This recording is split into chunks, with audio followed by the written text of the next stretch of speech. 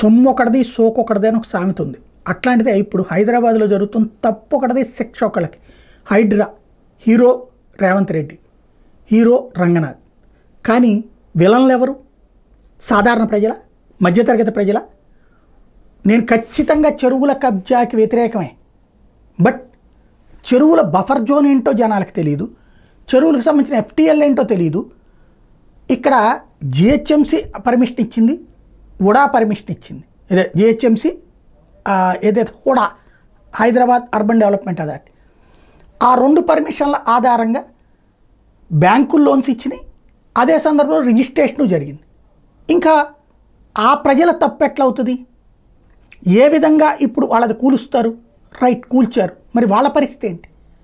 Builder దగ్గర నుంచి డబ్బులు ఇప్పిస్తారా? వాళ్ళు హ్యాపీ, వాళ్ళ దోవనాళ్ళు. ఇప్పుడు కొంతమంది బిల్డర్లు మునిగారు, వాళ్ళు ఎవరి దగ్గర స్థలం కొన్నారు, పర్మిషన్ తీసుకున్నారు, వీటన్నిటికి డబ్బులు ఇచ్చారు. ఇప్పుడు ఎవరిని అడగాలి?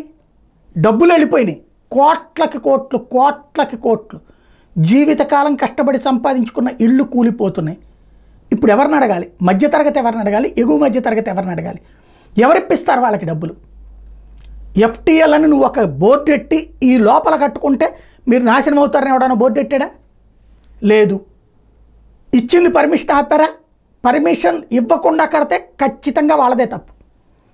పర్మిషన్ ఇచ్చింది ప్రభుత్వం అయినప్పుడు, నాశనం అవుతున్నది జనాలు అవుతున్నప్పుడు ఎవరిది బాధ్యత?